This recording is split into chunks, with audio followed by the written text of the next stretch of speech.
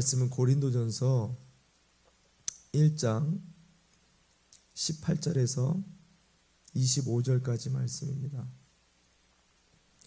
고린도전서 1장 18절에서 25절까지 말씀인데, 우리 다 찾으신 줄 알고 제가 보는 신약성경 263페이지에 있습니다. 우리 한 목소리로 함께 우리 묵상하며 마음에 새기는 마음으로 함께 묵상하겠습니다. 봉독합니다. 시작. 십자가의 도가 멸망하는 자들에게는 미련한 것이요 구원을 얻는 우리에게는 하나님의 능력이라. 기록된 바 내가 지혜 있는 자들의 지혜를 멸하고 총명한 자들의 총명을 폐하리라 하였으니 지혜 있는 자가 어디 있느뇨? 선비가 어디 있느뇨? 이 세대의 변사가 어디 있느뇨? 하나님께서 이 세상의 지혜를 미련케 하신 것이 아니뇨? 하나님의 지혜에 있어서는 이 세상이 자기 지혜로 하나님께 알지 못하는 고로 하나님께서 전도에 미련한 것으로 믿는 자들을 구원하시기를 기뻐하셨도다. 유대인은 표적을 구하고 헬라인은 지혜를 찾으나 우리는 십자가에 못 박힌 그리스도를 전하니 유대인에게는 거리끼는 것이요 이방인에게는 미련한 것이로되 오직 부르심을 입은 자들에게는 유대인이나 헬라인이나 그리스도는 하나님의 능력이요 하나님의 지혜니라. 하나님의 미련한 것이 사람보다 지혜 있고 하나님의 약한 것이 사람보다 강하니라. 아멘, 아멘, 아멘. 할렐루야. 복된 40일 새벽 예마 4일째 나오신 여러분 한 분 한 분을 주님의 이름으로 축복하고 환영합니다.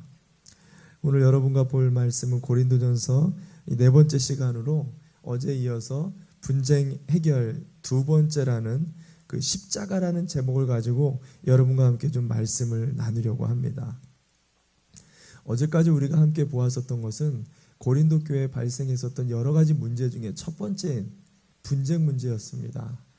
이 분쟁이 교회 안에서 이 파가 네 파로 나눠졌죠. 어떤 파였죠? 바울파, 아볼로파, 그리고 게바, 베드로파, 그리고 그리스도파. 이 네 파로 나뉘어져서 이들이 분쟁이 일어나서 교회를 깨지게 하고 갈라지게 했다라고 이야기했는데, 이것에 대한 바울의 대답은 심플했죠. 오직 하나, 십자가를 바라보면 된다. 우리가 십자가를 옳게 지고 그 십자가를 바라보면서 나아갈 때 이 분쟁이 해결된다. 오늘부터는 바울이 이 십자가에 대한 강해, 십자가에 대한 설교를 시작합니다. 왜 내가 십자가만 교회는 바라보면 타락을 이길 수 있고, 왜 십자가만 바라보면 가정이 화목할 수 있고, 왜 십자가만 바라보면 우리의 생애가 회복될 수 있는지에 대해서 이제부터 그 십자가의 길을 오늘부터 설명을 하고 나가는데, 여러분과 함께 그 첫 번째 십자가의 도가 무엇인지를 좀 여러분과 살펴보는 시간을 가지려고 합니다. 저는 한국에서 공부할 때 이제 초등학생 때였는지 중학교 때였는지는 잘 모르겠습니다. 과학 시간이었어요. 이 리트머스라는 종이가 있습니다. 여러분 공부 열심히 했으면 이거 종이 기억날 텐데, 이 리트머스라는 종이가 신비한 기능이 있어요.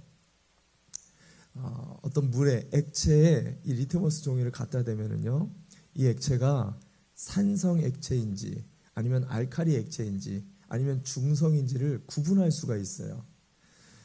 그냥 이 액체를 우리가 눈으로 보면 구분이 안 됩니다. 냄새를 맡아도 구분이 안 돼요. 먹어봐도 전혀 구분할 수가 없는 그 액체를 갖다가 이 리트머스라는 종이 하나만 갖다 대면은요, 색깔이 빨갛게 바뀌면 이게 산성입니다. 파란색으로 바뀌면 알칼리예요. 안 바뀌면 중성이죠.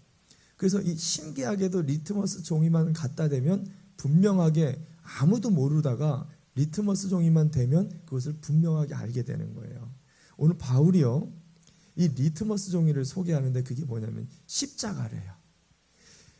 우리가 눈으로 볼 때는 사람이 신앙이 좋은지 나쁜지를 구별이 안 갑니다. 근데 십자가만 들이대면은요, 이 사람의 신앙이 밝혀진다는 거예요.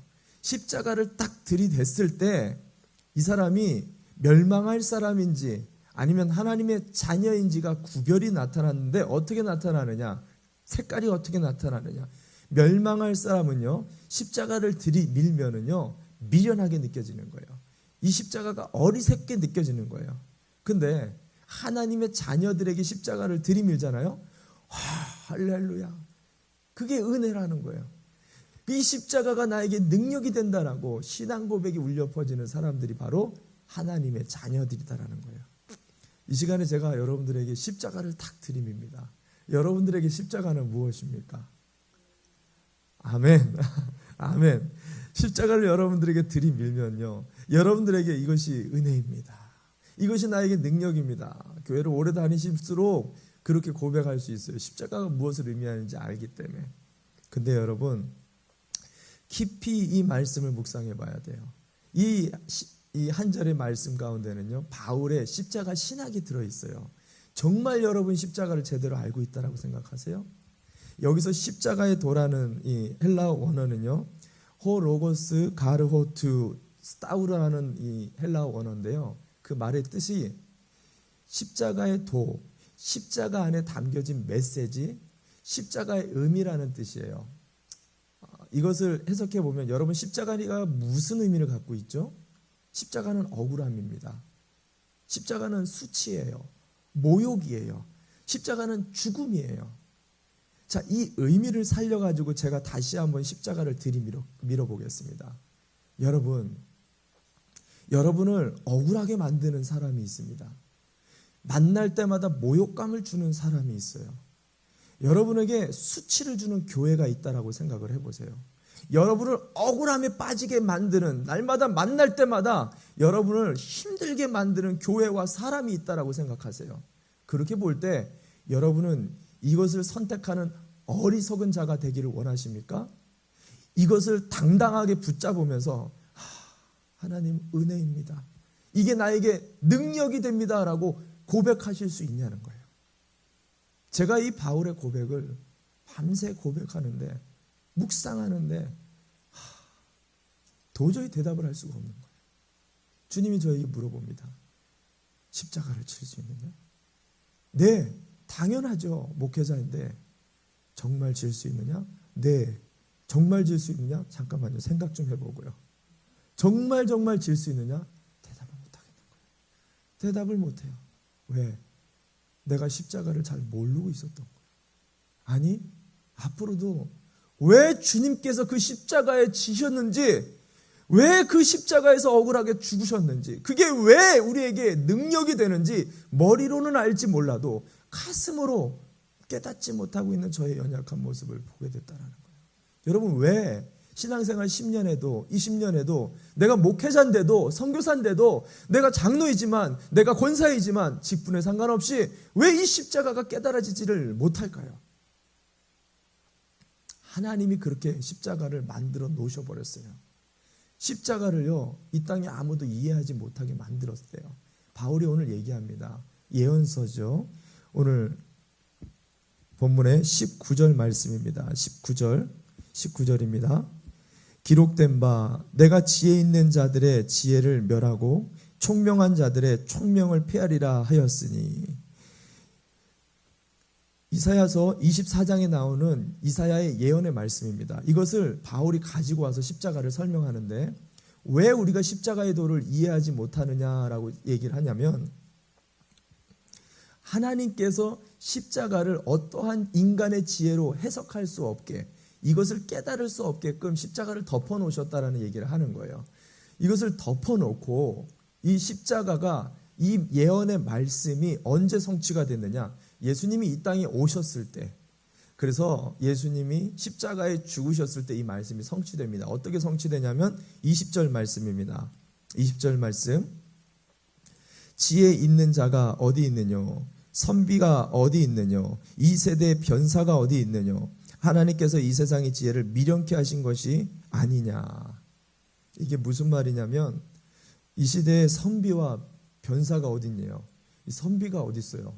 미국에도 선비는 없죠. 변사도 없어요. 조선시대나 있었던 사람들인데 이렇게 해석이 되어 있죠. 선비는 뭐냐면 원어 해석 자체가 유대 서기관들입니다. 말씀을 잘 아는, 말씀의 전통과 율법을 정확하게 아는 자들을 얘기하는 거죠. 여기서 변사는 말을 잘하는 웅변과 헬라의 철학가들을 이야기하는 거예요. 그러니까 세상에 지혜 있는 자들이나 말씀을 많이 아는 자들이나 똑똑한 똑부러지는 자들, 그 어떤 사람들도요, 하나님이 이 땅에 오신 것을 몰랐다는 거예요.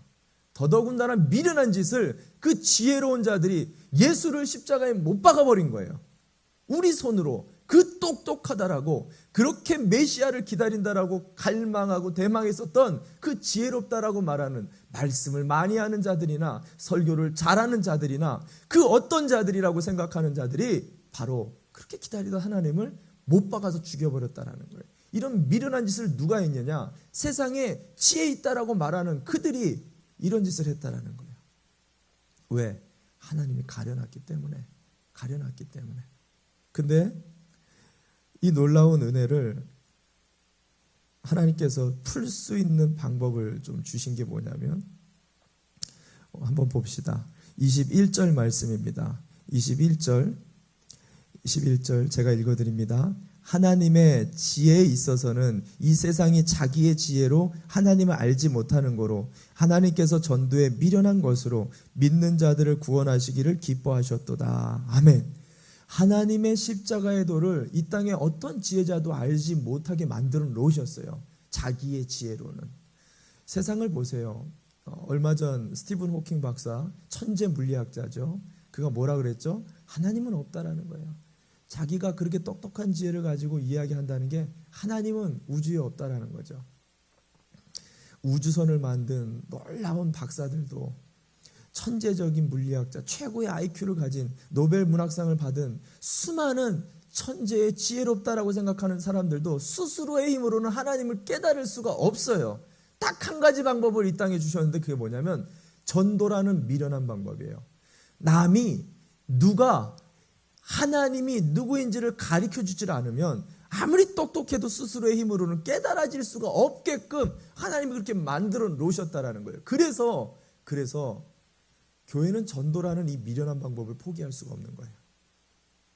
시대가 바뀌고 또 지혜가 발달되고 지식과 문명이 발달되면 발달될수록 제일 하기가 싫어지는 게 뭔지 아세요?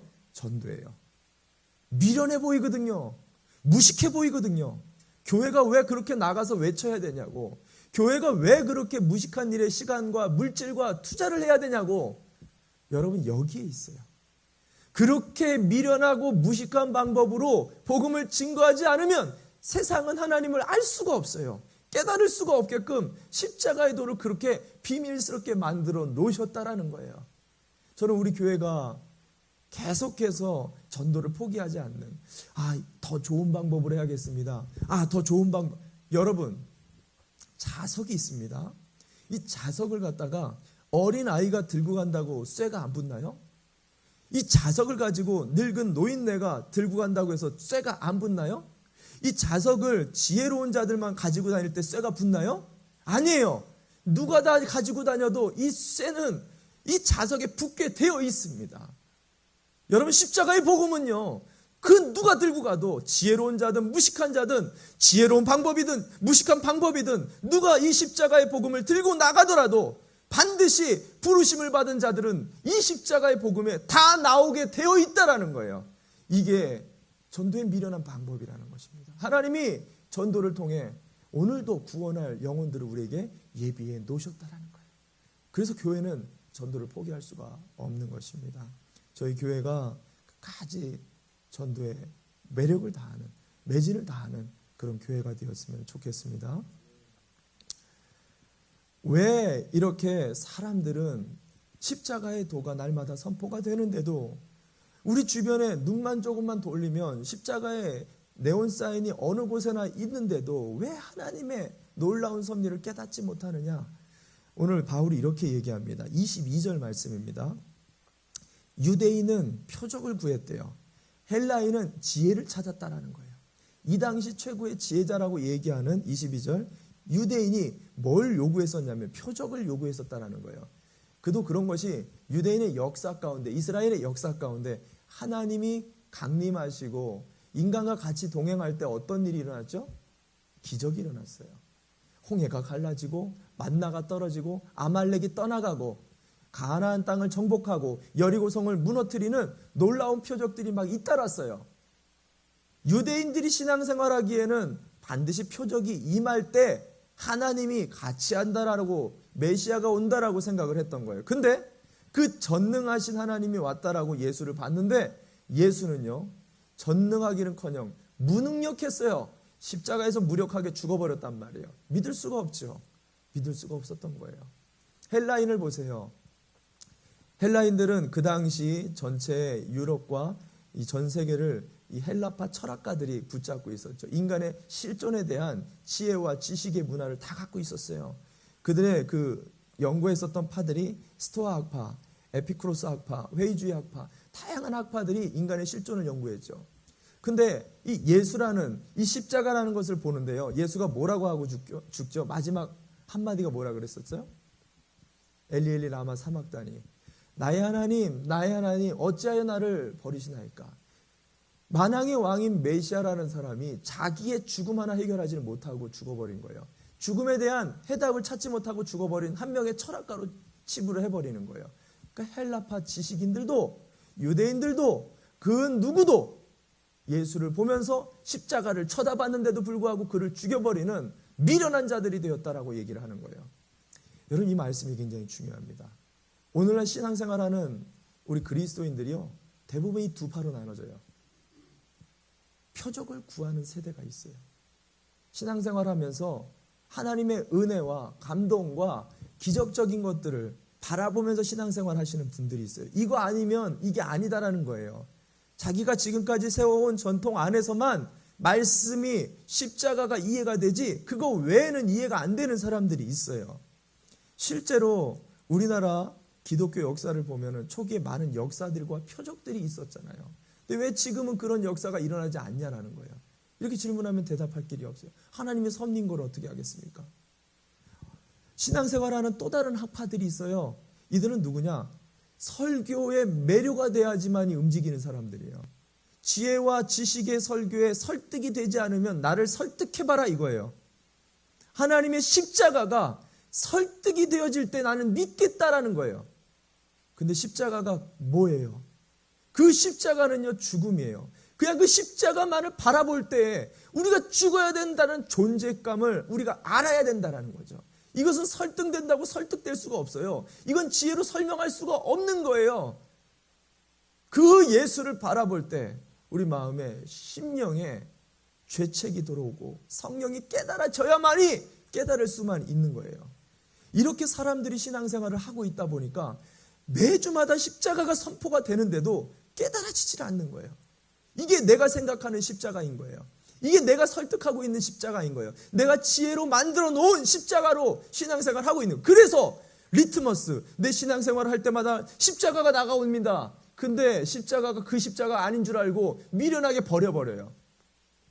오늘도 내가 억울한 일을 만납니다. 이게 십자가인지 몰라요. 그래서 이 십자가 미련하게 쳐버리는 거예요.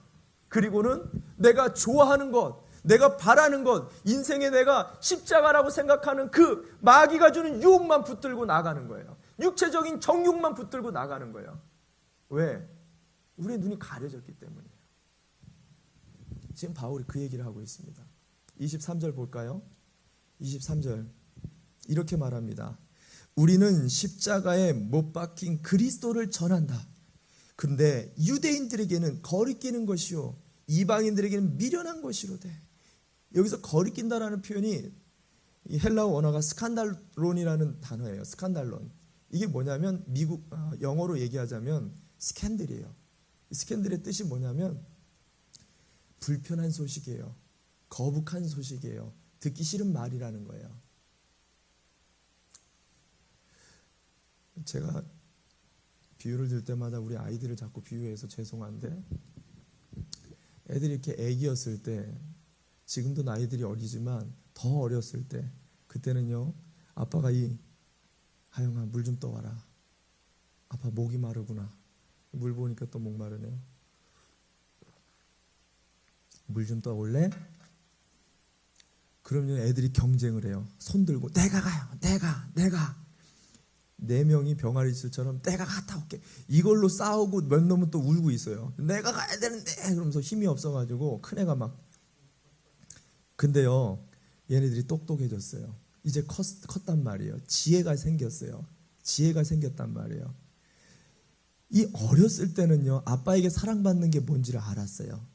근데 지혜가 생겼으면요, 더 사랑받을 일에 충성스러워져야 되는데요, 지혜가 생기고 똑똑해지니까요, 얘들아 아빠 물 좀 떠다 줄래? 표정이 굳어져 버려요. 내가 지금 공부해야 되는데 TV 보고 있으면서 내가 지금 공부하고 있어요. 그럴듯한 핑계를 막 줄줄줄줄 대고 있어요. 아빠가 모를까요? 다 알죠. 다 알죠. 아빠에게 사랑받는다라는 것을 아이들이 아는데 똑똑해지는데 더 잘 알아야 되잖아요. 근데 그게 스캔들, 듣기 싫은 말이 돼버린 거예요. 그게 능력이라고 아버지는 날마다 우리에게 십자가를 주시는데 이것이 언제부턴가 듣기가 싫어진다라는 거예요. 언제? 똑똑해졌을 때. 내가 내 지식과 내 지혜를 의존하기 시작할 때 이게 십자가가 스캔들이래요. 더 이상 듣기 싫은 말이래요. 이것을 피하고 싶은 말이 되었다라는 거예요. 그러면서 오늘 뭐라 그래요? 24절 말씀입니다. 오직 부르심을 입은 자들에게는 유대인이나 헬라인이나 그리스도는 하나님의 능력이요 하나님의 지혜니라. 할렐루야. 그럼에도 불구하고 진짜 자기가 부르심을 입은 자들에게는요, 그들이 지식으로 의존하는 헬라파 사람이든 전통에 얽매였었던 유대인이든 진짜 너희들이 하나님께 부름받은 자들이냐? 그렇다면 여전히 이 무식한 십자가가 너에게 능력이 될 거라는 거예요. 하나님의 자녀들을 증거하는 놀라운 증거가 되어질 거라고 이야기를 하고 있다는 것입니다. 그러면서 25절에 뭐라고 얘기해요? 하나님의 미련한 것이 사람보다 지혜 있고 하나님의 약한 것이 사람보다 강하니라. 하나님을 미련하게 만든 게 뭘까요? 하나님을 약하게 만든 게 뭐예요? 십자가예요. 하나님이라는 신적 존재를 십자가라는 무식하고 미련한 거에 얼거매게 만든 게 십자가예요. 하나님이란 전능하신 하나님을 인간이란 연약한 존재들의 손에 죽임을 당하게 만든 게 바로 약하게 만든 게 십자가라는 거예요. 이 십자가가 그렇게 미련해 보인다 할지라도, 이 십자가가 그렇게 약해 보인다 할지라도, 그럼에도 불구하고 우리 인간보다 더 강력하고 우리에게 구원을 주시는 하나님의 능력이 된다라는 것을 역설하는 거예요. 여러분, 이 십자가를 분별할 수 있는 분별력이 저와 여러분에게 있기를 축원합니다. 오늘도 주님이 여러분에게 묻습니다. 십자가를 질 수 있느냐? 십자가를 질 수 있느냐? 바울은 제일 먼저 물었던 말을 합니다. 18절. 십자가의 도가 멸망하는 자들에게는 미련한 것이요 구원 얻는 우리에게는 하나님의 능력이라. 능력이라. 오늘도 십자가의 그 도가 저와 여러분을 살리는 능력인 것을 여러분 믿으시기를 바랍니다. 그 십자가를 좀 묵상하시면서 우리가 말씀을 좀 붙들고 기도하며 나갑시다. 여러분의 인생 속에 오늘도 십자가가 들이밀어질 때 제자들은 내가 질 수 있습니다 당당하게 선포했어요. 자신 있게. 그러나 실제 십자가가 지어졌을 때 다 도망칩니다. 우리가 오늘 찬송했었던 게 있죠. 우리의 심령 주의 것이니 당신의 형상을 내게 만드소서. 주님이 우리에게 십자가 줄 수 있는 힘을 주시지 않으면요, 오늘도 그 십자가 미련하게 여겨져요. 그 십자가 버리게 돼요. 그 십자가 무시하게 된다는 거예요. 이 시간 성령을 의지합시다. 성령의 도우심을 구합시다. 오늘도 스캔들, 십자가가 듣기 싫은 말이 아니라 하나님의 은혜가 되게 하여 주옵소서. 오늘도 그 어려운 사람, 그 어려운 교회, 어려운 직장, 어려운 자녀, 어려운 이웃이 아니라 그것이 내게 능력이 됩니다. 그것이 하나님의 자녀로서 도움이 됩니다. 하나님, 이 신앙의 고백을 할 수 있는 성령 충만한 복된 하루가 되어지게 하여 달라고 우리 주님의 이름을 붙잡고 간절하게 우리 좀 기도했으면 좋겠고,